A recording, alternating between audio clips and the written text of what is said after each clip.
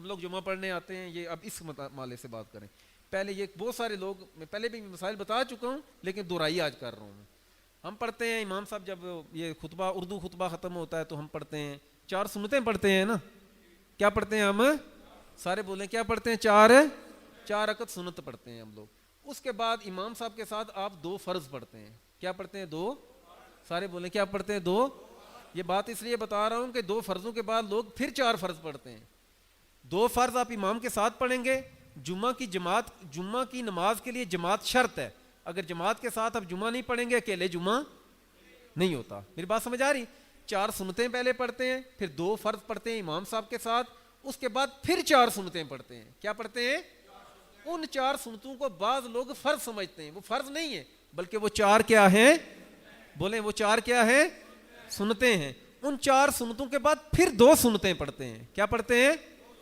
2 سنتیں پڑھتے ہیں، پھر 2 نفل پڑھتے ہیں. میری بات سمجھ آ گئی؟ تو جمعہ کے دن ہاں کسی کی زور کے جمعے کی نماز رہ گئی، کہیں جماعت بھی نہیں ملی تو پھر وہ زور پڑے گا. تو پھر وہ کیا پڑے گا؟ اور وہ زور بھی جماعت کے بغیر پڑے گا، اکیلا پڑے گا.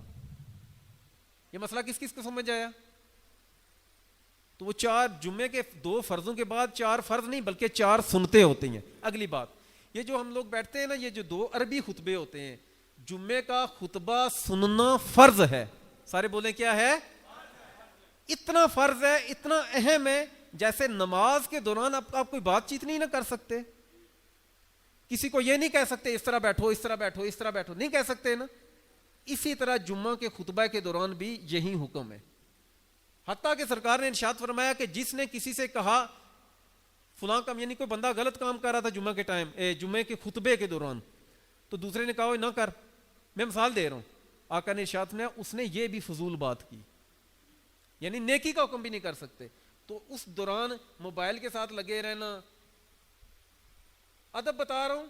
پہلا خطبہ دوزانو ہو کر بیٹھیں، کوشش کریں جمعے کا جب 2 عربی خطبے ہوں تو کس طرح بیٹھیں؟ دوزانو ہو کر بیٹھیں. پہلا خطبہ ہو تو آپ دونوں خطبے ہیں، ایک میں ہاتھ باندھیں ایک میں ہاتھ کھولیں.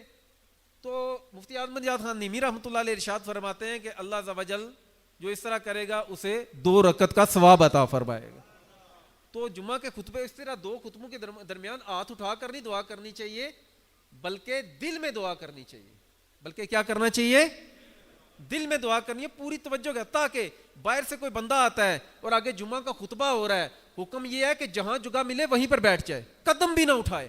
تو ہم لوگ، میں دیکھتا رہتا ہوں بہت سارے لوگ لگے رہتے ہیں باتوں میں، موبائل پر میسج کرنے پر. یہ سب حرام ہے، ناجائز ہے. حتیٰ کہ سرکار دو عالم صلی اللہ علیہ وسلم کا نام مبارک بھی جمعہ کے خطبہ کے دوران آ جائے تو اس دوران آپ درود پاک بھی نہ پڑھیں بلکہ بعد میں پڑھیں.